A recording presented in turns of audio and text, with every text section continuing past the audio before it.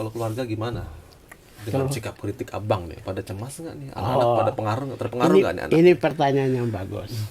Abang sekolah di kampung tadi ya? 7 kali. 7 kali ya? Okay. Bisa tanya kenapa 7 kali? Nakalnya? Bukan. Saya tidak pernah nakal. Saya pintar. Jadi mama kan benteng kehidupan bagi ibu-ibu pasar mama.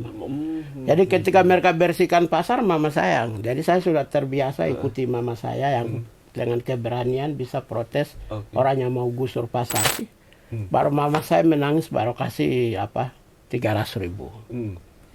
Nah, dia bilang ini. Itu tahun berapa bang? Tahun 94. 94 ya. Dia kasih saya 300.000. Dia bilang apa? Ini hasil jualan sayuran. Oh, di pasar mama. Pasar mama sayur. Oke. Mama punya hasil ini 300.000. Kamu bawa.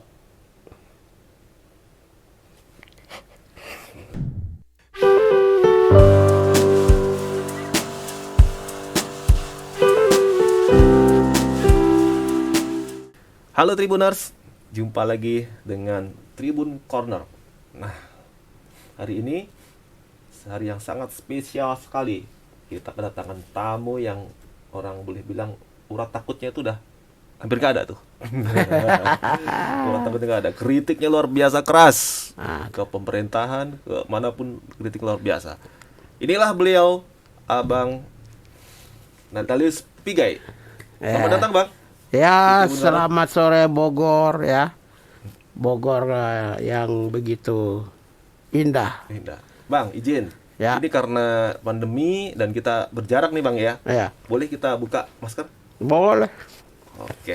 Siapa takut? Biar kelihatan gagahnya nih Bang. Nah, tapi kita tetap ikuti anjuran pemerintah. Siap, betul tuh Bang. Protokol COVID. Betul Bang. Nah, ngomong-ngomong nih Bang nih. Ya. Kalau tadi saya bilang, abang ini urat takutnya itu udah hampir nggak ada lagi nih. Ya. Nah itu banyak diomongkan banyak pihak. Abang kritiknya kemana-mana sudah banyak diomongkan. Hari ini kita di acara podcastnya Tribun ini kita ngomong yang ringan-ringan aja. Ringan-ringan. Tentang personalitas abang, tentang kegiatan abang. Ya. Gitu. Nah kalau boleh tahu nih Bang nih, setelah selesai dari Komnas HAM kemarin, apa aja nih kegiatan abang nih? Saya setelah selesai Komnas HAM, saya melanjutkan kembali karena tahun 99 sampai dengan Desember 2017 ya. Itu kan saya masuk di pemerintahan. Oke. Jadi karena saya sebagai pegawai ASN, kemudian KAC, BRR Aceh, kemudian di Komnas HAM, jadi saya lebih banyak bekerja membantu negara melalui institusi pemerintahan, Departemen Tenaga Kerja, Departemen Transmigrasi. Jadi sesudah itu saya kembali lagi seperti mahasiswa dulu. Apa itu Bang? Kritik. Kritik yang dimaksud di sini itu adalah untuk menjaga check and balances antara pemerintah dengan rakyat. Gitu. Jadi tujuan saya sesudah itu adalah menjadi pengawal tujuan bernegara. Sesudah saya 2017 di Komnas HAM. Begitu. Jadi saya menjadi jabatan saya adalah pengawal tujuan bernegara. Makanya abang disebutnya ini aktivis kemanusiaan dan HAM. Ya. Begitu lah Bang ya. Ya. Tapi ngomong-ngomong, karena abang selalu kritik di mana-mana itu. Ya. Abang nggak takut Bang? Bener Bang? Jadi begini. Saya pertama, saya ini pernah jadi peneliti resmi di Kementerian Tenaga Kerja, peneliti pegawai negeri sipil resmi, melalui termasuk dengan jenjang kepangkatan di peneliti dan sertifikat resmi dari LIPI. Itu pertama, karena itu meneliti sesuatu itu sudah pasti saya punya latar belakang dan kompetensi. Kedua, saya pernah menjadi kepala subbidang statistik di Kementerian Tenaga Kerja. Sehingga soal data dan statistik sudah pasti saya punya kompeten. Lalu yang ketiga, 5 tahun menjadi penyelidik dan saya punya sertifikat dari mana-mana. Jadi peneliti saya kepakaran, Oke. oke, statistik oke, Penyelidik. penyelidik oke. Jadi- Karena itu semua kritik saya Oke. sudah pasti didukung oleh penelitian, Data, data maupun juga penyelidikan. Itu beda. Karena itu tidak perlu takut mengucapkan. Oke. Jadi itu bedanya abang ya. dengan Bedanya buzzer- saya buzzer. karena jabatannya jabatan resmi semua, yang tadi sertifikatnya Oke. resmi. Jadi saya punya kompeten di bidang itu. Gitu. Jadi akhirnya pun kritik-kritik yang tajam, Iya. baik melalui sosmed atau melalui statement langsung tuh nggak pernah ada yang berujung. Ya, abang. saya tidak pernah bermain gimmick. Oke. Yang selalu saya lakukan adalah kritik terhadap kebijakan. Hmm. Kenapa kebijakan? Saya kan pegawai negeri sipil. Saya tahu bagaimana merancang. Saya tahu bagaimana mengelola. Bagaimana mengawasi. Bagaimana tata kelola pemerintahan yang baik dan benar. Karena saya pegawai Kementerian Tenaga Kerja. Karena itu kebijakan teknokratik itu saya paham betul. Karena itulah saya biasa kritik berbasis kepada data-data Oke, dan Bang. kebijakan yang Di Indonesia tuh bang, meskipun kita kritik berdasarkan data, berdasarkan apa ya analisis dari kajian-kajian segala macam, tetap aja ada orang melaporkan ke polisi segala macam. ya Pernah dilaporkan nggak bang? jadi gini bang, saya juga punya teknik sendiri. Saya selalu menulis itu karena yang tadi latar belakang saya itu selalu dilalui kata analisis ilmiah. Di dalam ada praduga tidak bersalah. Oke. Kemudian didukung oleh data-data yang akurat dan saya mempertimbangkan juga mengukur gramatikalnya. Koma, tanda petik, titik dua itu selalu saya perhatikan. Oke. Sehingga ketika dianalisis dan satu pintu, saya hanya main Twitter. Oke. Jadi ketika orang baca di media, kemudian dikutip sana, kutip sini, kutip sana, kutip sini, itu menjadi sesuatu yang tidak benar. Padahal ketika kembali melihat pernyataan saya yang saya tulis di Twitter, maka orang akan sadar bahwa saya tidak pernah bersalah. Dan saya bermain, karena saya kan tadi saya bilang, saya peneliti, statistik, dan penyelidik. Oke. Maka saya hanya menulis untuk publik itu di Twitter. Oke. Hanya di Twitter ya. Jadi kalau ini mungkin rakyat Indonesia tahu, kalau mau ingin tahu tentang pernyataan saya, jangan baca di media-media yang diviralkan. Kutipan-kutipan yang diviralkan. Oke. Tapi baca Twitter saya. Ya. Nanti di Twitter saya orang lihat, oh ternyata ini profesional. Gramatikalnya, tanda koma, titik, semua sudah dihitung. Makanya bukan isinya sudah. bukan Jawa ya, tapi Jawa Tengah ya. Ya. Jadi gini, tengah itu menunjukkan geografis. Geografis. Jadi kalau pakai pendek geografis, maka itu wilayah. Wilayah, bukan Posisi sahara, ya. geografisnya bukan. Ya. Tengah, Oke. timur, Oke, Bang. barat, itu geografis. Luar biasa. bagus. Seperti contoh, saya mau kasih tahu Oke. Risma misalnya. Risma bilang kirim ke Papua. Kalau dia bilang saya kirim ke Papua Barat, maka menjadi geografis. Kalau kirim ke Papua, maka ada dua.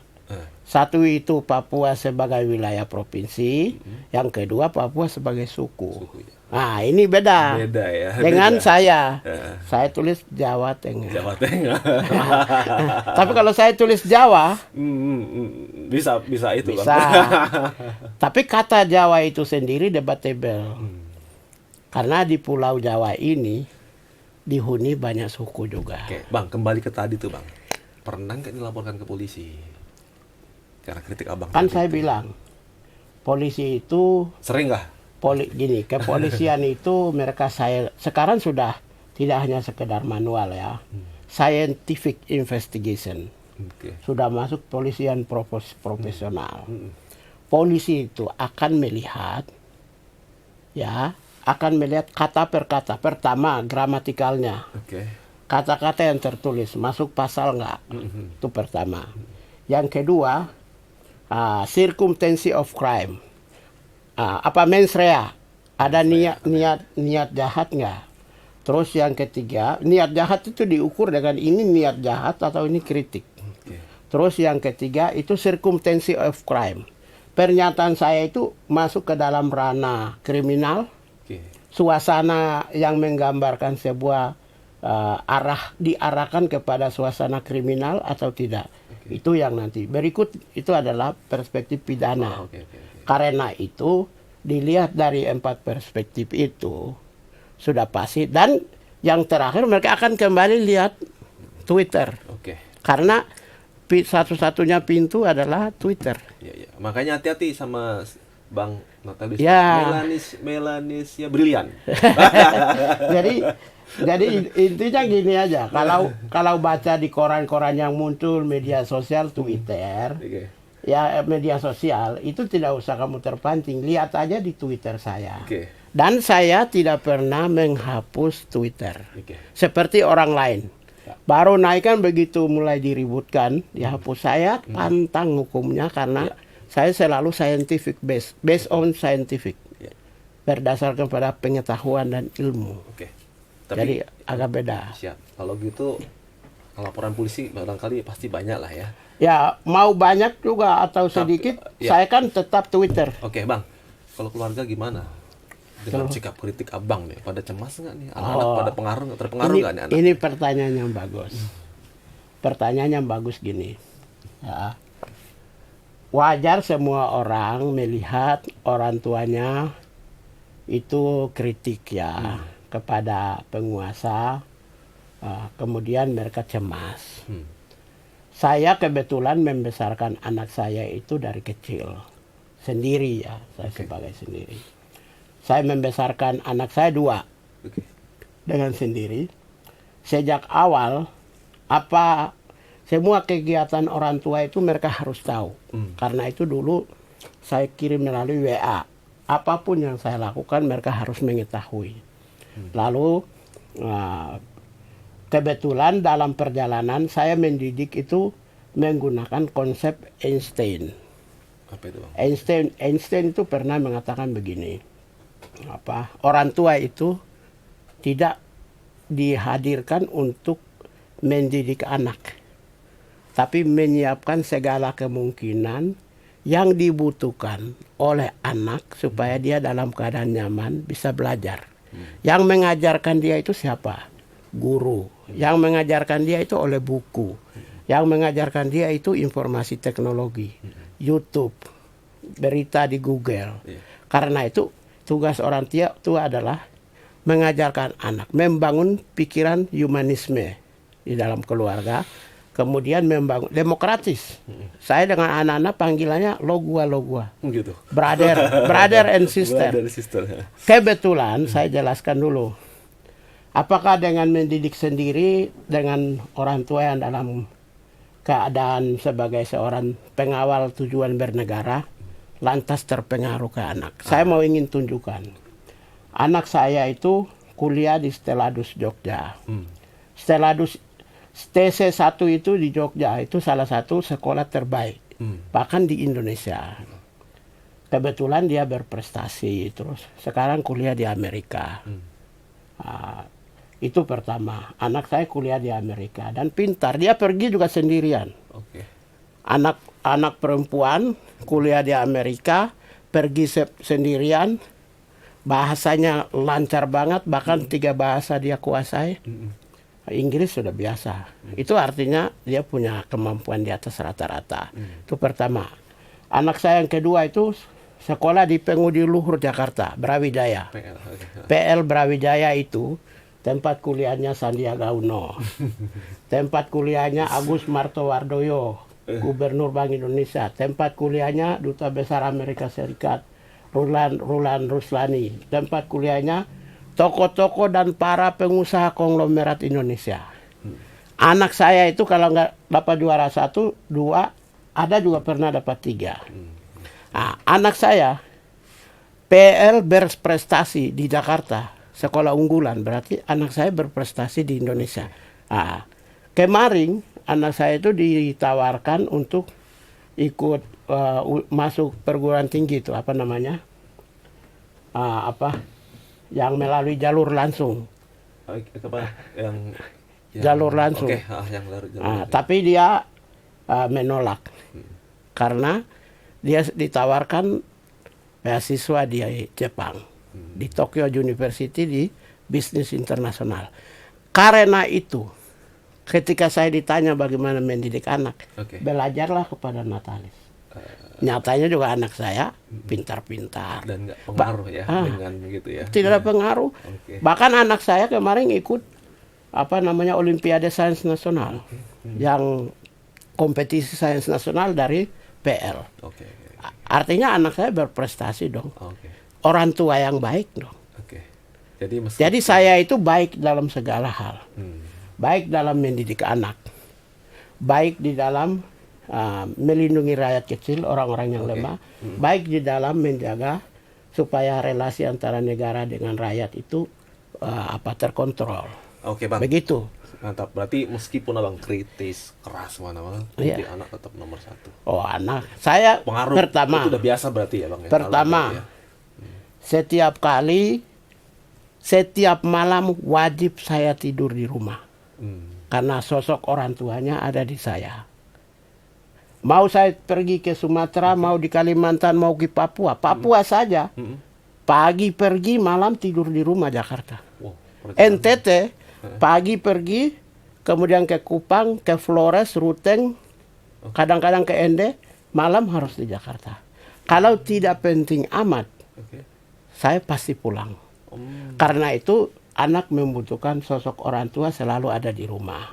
Itu membuat dia nyaman. Lalu yang kedua, itu adalah sekalipun Anda kenyang,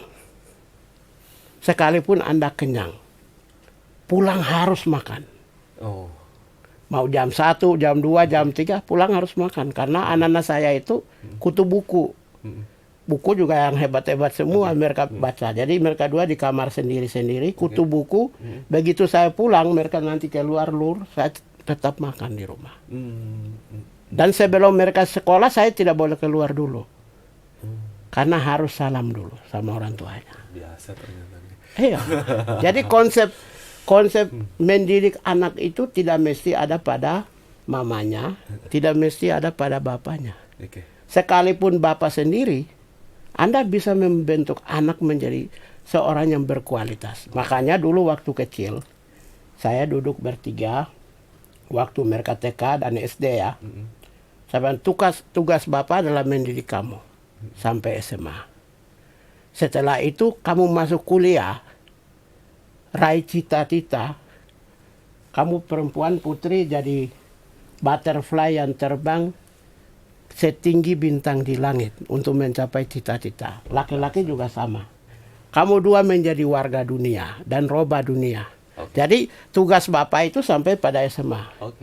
Kemudian kuliah adalah mereka untuk mencapai cita-cita yang lebih tinggi. Bang Bigai, begitu. Karena tadi mendidik anaknya istilahnya sukses ya, pengaruh segala macam. Ya saya sukses lah anak saya di Amerika. Saya masuk ke segmen yang lebih private nih ke Abang nih. Ya.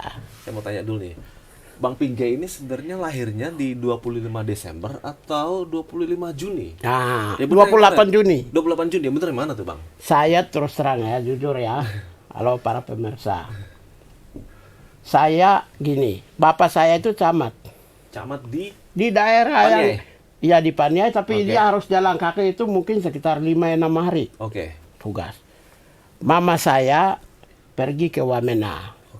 Kan mama saya itu kan perintis pasar mama-mama Papua.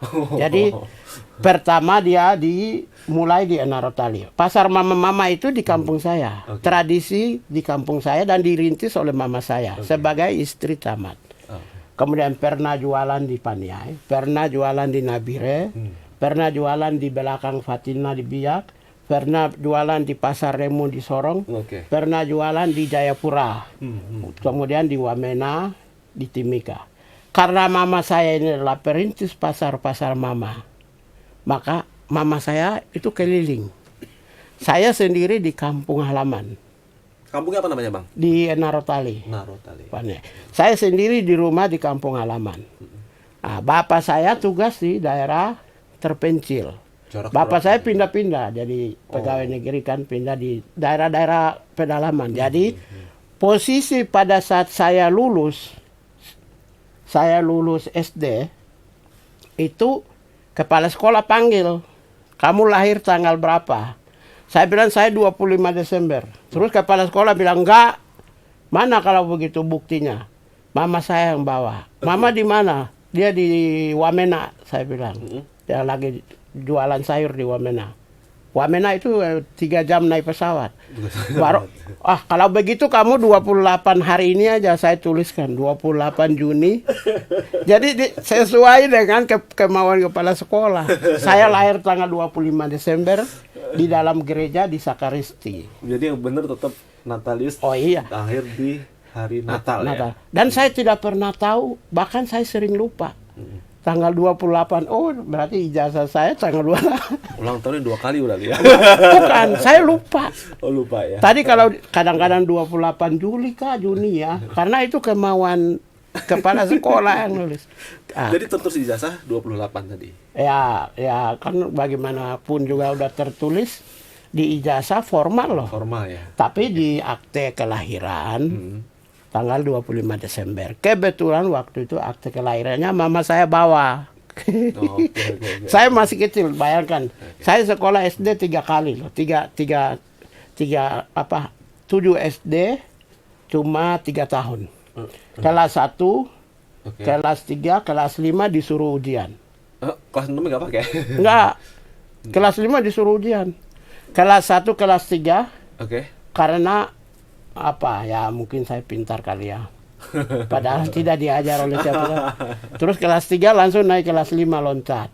Gitu. Baru disuruh akselerasi ujian. Zaman dulu kalau mungkin ya, tapi sekarang kan belum ada akselerasi dulu. Jadi gitu. Umur saya masih kecil, ditanya tanggal berapa lahir, akte kelahiran mana ada yang tahu. Wong di rumah cuma saya dengan mama saya, tapi mama saya yang bawa. Jadi gitu. Jadi saya tanggal 25 Desember. Clear ya. Terus kemudian Abang sekolah di kampung tadi ya? 7 kali. 7 kali ya? Bisa tanya kenapa 7 kali? Nakalnya? Saya tidak pernah nakal. Saya pintar. Jadi 7 kali karena daerah saya itu daerah DOM. Operasi militer. Jadi saya sekolah SD kelas 1, tiba-tiba SD-nya dibakar. Dalam 3 bulan saya pindah lagi ke sekolah lain. Pas setelah itu kembali di sekolah rumbai-rumbai lagi, SD-nya dibakar juga. Baru naik ke kelas 3, di kampung halaman gereja, rumah-rumah dibakar oleh tentara dulu. Setelah itu pindah SD lain lagi. Jadi semua saya pindah sampai 7 sekolah karena faktor operasi militer. Jadi dulu biasa ya. Ya dulu brutal tentara. Mudah-mudahan sekarang ya. Tapi kalau di daerah operasi seperti Nduga, di Intan Jaya itu ya masih juga gitu. Jadi saya sekolah 7 itu karena faktor operasi militer aja. Gitu ya. Oke. Jadi Abang sekolah SD, SMP, SMA di Papua. Kalau SMP di Monemani, di Dogiai, di kampung juga. SMA di Wamena. Di Wamena. Ya. Wamena di SMA Negeri 1 Wamena saya dulu. Jurusan ilmu pengetahuan alam. Jadi mandiri ya dari kecil. Jadi saya tahu Paniai sudah pernah, di Wamena sudah pernah. Jadi saya Labewa, lahir besar Wamena.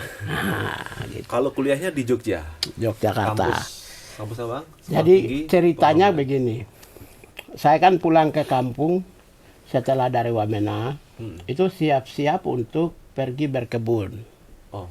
Tapi ya saya kan ya dalam cerita perjalanan saya kan saya pintar.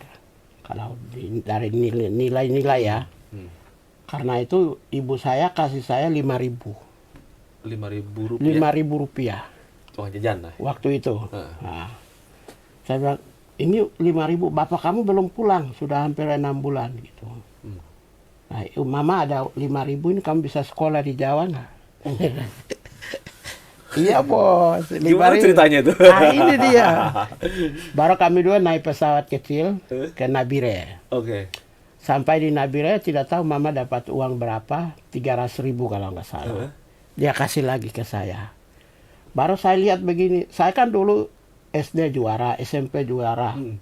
Wah, begini teman-teman saya yang tidak juara, itu ada yang pada ke Jayapura, ada yang pada ke Jawa. Gitu. Ada yang Makassar, ada yang Manado. Wah, saya cemburu sekali. Saya bilang, Ma ini kan orang yang tidak sekolah semua. Apa Tidak pintar lah ya. tidak pintar. Kok saya tidak bisa sih? Baru mama saya menangis, baru kasih 300.000. Nah, dia bilang ini. Itu tahun berapa, Bang? Tahun 94. 94 ya. Dia kasih saya 300.000. Dia bilang apa? Ini hasil jualan sayuran. Oh, di pasar Mama. Pasar Mama, sayur. Oke. Mama punya hasil ini 300.000. Kamu bawa.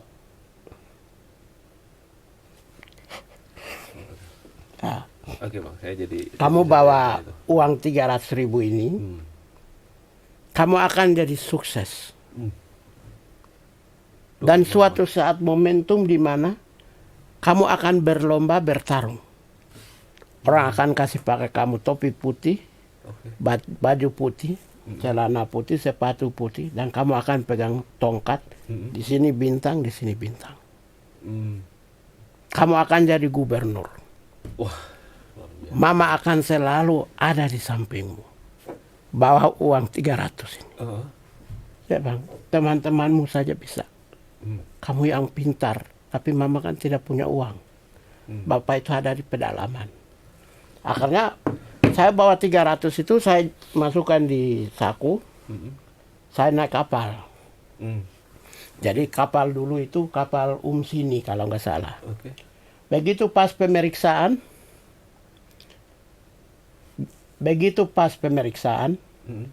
kan tiket kan, saya masuk ke dalam sembunyi-sembunyi. Jadi saya itu pelarian. Iya. Berapa hari itu pada naik kapal? 7 hari. 7 hari. Pelarian tidak bayar, uangnya tidak ada. Sampai di Makassar baru ketahuan. Dia bilang, kamu ini anak kecil nih. Dia bilang, kamu ngapain? Saya bilang, saya mau kuliah. Di mana? Di Jogja. Loh, kamu tidak beli tiket? Iya, saya tidak ada uang. Akhirnya saya ditahan, masukkan di penjara. Sel di dalam kapal. Pas begitu sel, ada kakak satu dari Papua lewat dia. Sepan. Kakak, saya bilang, saya ditahan. Dia bilang, adek, kenapa ditahan? Tidak ada uang untuk bayar tiket tiket kapal. Aku tunggu. Begini dia datang itu, dia pakai marinir, rupanya dia marinir. Kakak itu dari Papua, dari Serui. Dia orang Serui. Namanya Martin. Dia marinir dan dia langsung todong pistol ke petugas kapal. Dia bilang, keluarkan anak ini. Ini anak ini mau sekolah. Ini saya punya aja. Nah, akhirnya ya di dalam dari Makassar sampai Tanjung Priok, saya tidak diperiksa karena saya duduk samping. Setelah itu diantar saya sampai dengan di terminal Pulau Gadung. Terus saya naik bis ke Jogja. Di Jogja pun turun di terminal Umbul Harjo, saya jalan kaki. Saya bilang, itu stasiun TVRI Jogja itu di mana? Saya bilang. Karena di kampung kan tahu stasiun TVRI. Saya tahu yang Jogja itu stasiun TVRI. Akhirnya sampai stasiun TVRI ya sudah. Saya di situ ada satpam, saya sampaikan saya mau cari sekolah. Begitu. Itu cerita singkatnya. Jadi kemudian saya masuk sekolah, saya utang. Oh, tapi waktu datang itu belum diterima di kampus ya? Belum. Baru apa namanya? Belum. Mendaftar ya, kemudian saya daftar dengan uang saya, lihat begini, uang saya ada 200.000. Baru saya datang, saya bilang, saya daftar, masuk itu dengan utang. Biaya ospek juga utang, biaya beli buku juga utang, biaya bayar uang pembangunan ya namanya. Hampir 2 juta waktu itu. Saya utang juga, jadi baru saya bisa lunaskan itu 2095. Oh, tahun 95. 95 karena diancam oleh sekolah. Jadi tiba-tiba ada ibu satu datang bawa dengan mobil Mercedes Benz. Dia datang, dia bilang, ada Natalis di sini. Ada. Oh, kita lagi sedang buat surat untuk mau keluarkan dia. Dia bilang, Berapa biaya yang belum bayar? Semua 7 juta. Oke. 7 juta saya lunaskan. Baru dia suruh naik Mercedes-Benz. Oke. Kemudian pergi ke kantornya. Langsung dia bilang, saya punya anak. Saya tidak kenal dia. Tapi saya mimpi anak ini akan jadi orang besar. Ibu itu Chinese Jogja. Yang punya Mirota. Oh, Mirota. Ya, Mirota Kampus, Mirota Gejayan, Susu Laktona, PT Kalimas. Kok tiba-tiba bisa datang itu? Nggak tahu. Hmm. Nggak tahu. Kok dia bisa tahu? Saya sendiri juga, wah gimana? Saya sendiri juga bingung saya. 7 juta gede banget waktu itu loh. Iya 7 juta langsung. Lalu ibu saya bilang, dia tunjukkan kepada staf-stafnya, ibu. Terus dia bilang, ibu bangga loh bisa melahirkan anak Papua, dia bilang begitu. Dari sono. Ya itu sampai sekarang jadi ibu angkat saya. Sampai detik ini masih. Luar biasa. Jadi yang selamatkan saya itu dia. Setelah itu semester 3, semester 4 ya, itu nilai saya bagus, saya bisa cari uang. Beasiswa bisa dari Belanda saya dapat, dari Yesuit ya. Yesuit melalui Monsinyur Sunarko ya, uskup. Kemudian dari Realino Jogja melalui mereka juga saya dapat. Saya dapat banyak lah. Saya bisa naik taksi kemana-mana. Ke sekolah aja naik taksi, duitnya udah banyak. Akhirnya jadi aktivis di kampus. Ya, saya aktivis itu memang dari PRD dulu Bang ya? Saya dari kampung juga. Saya suka protes tentara polisi dulu. Jadi kemudian di pasar-pasar dari sana dari kampung udah suka protes. Saya kan ikut mama. Mama kan benteng kehidupan bagi ibu-ibu pasar mama. Jadi ketika mereka bersihkan pasar, mama sayang. Jadi saya sudah terbiasa ikuti mama saya yang dengan keberanian bisa protes orang yang mau gusur pasar. Jadi sampai Jogja, saya jadi aktivis itu pun semata-mata hanya numpang makan. Jadi pertama saya masuk PM KRI. Oh, PM KRI, oke. PM KRI tujuannya itu awal-awalnya biar supaya saya hidup. Iya, betul. Selain dari aktivis, saya juga tukang ronda. Ronda ini jaga. Ronda keamanan, Siskamling. Saya paling rajin setiap malam. Tujuannya untuk makan aja. Supaya gratis. Di Demangan tuh. Ada Mas Pontil, ada ini mungkin ada teman-teman sampai sekarang masih. Jadi Sigit, terus masuk di organisasi, lalu di dalam aktivis jadi di PRD Smith itu Andi Arief, itu bos saya. Andi Arief jelek-jelek begitu, saya punya bos lah dulu. Dia perintah bikin rusak di lapangan, kita ini sudah. Dia hanya memegang perintah. Terus Smith, Elemende, ada Dita juga. Dita ya. Terus ini garis semua. Garis keras semua itu. Wah, bukan garis keras. Saya kan baca buku dulu kan tiap malam kan saya belajar di perpustakaan Sanata Dharma kan dari sampai jam 3, jam 2, jam 3 pagi.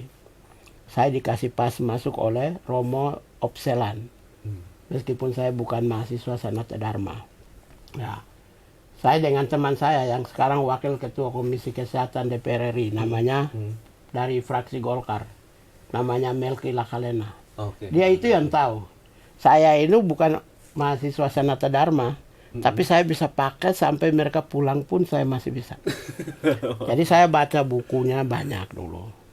Belajar tentang buku-buku yang asli-asli. Perpustakaan Sanata Dharma itu kan 6 lantai. Di zaman itu salah satu perpustakaan terbaik.